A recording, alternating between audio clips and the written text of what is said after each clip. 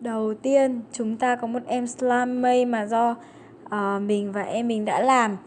Thì em slime mây này nó rất là bé, cho nên là khi mà thả rơi hay là kéo ra thì nó trông cũng không được tơi, nhưng bên ngoài chơi rất là thích nha. Thì em slime này có tên mây trái táo nha, và đương nhiên là sẽ có mùi táo.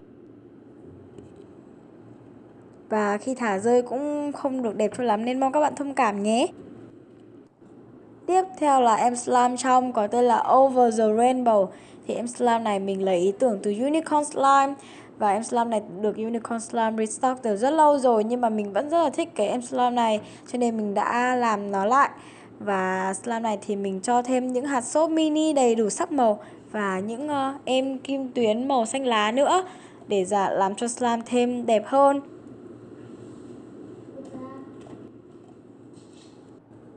Tiếp theo là một dạng basic slime.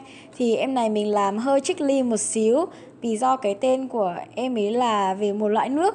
Được các bạn, em ấy có tên là gì nè? Đúng rồi, đó chính là Fat Milk nha. Thì em slime này có màu trắng ngà, và mình cũng cho một cái charm hình một cái viên tròn tròn màu đỏ đỏ vào để cho nó thêm sặc sỡ hơn. Và em slime này thì tiếng pop tạo rất là đã, không biết các bạn có nghe thấy không? Xin lỗi các bạn vì hôm nay ánh sáng của mình không được tốt cho lắm, bởi vì ngoài trời đang mưa, mình không thể dùng ánh sáng ở bên ngoài. Tiếp theo là một em slime trong có tên là Vitamin Water, có nghĩa là nước vitamin. Thì em slime này mình đã rắc thêm những hạt kim tuyến màu xanh lá cây vào để làm cho em slime này thêm đẹp hơn.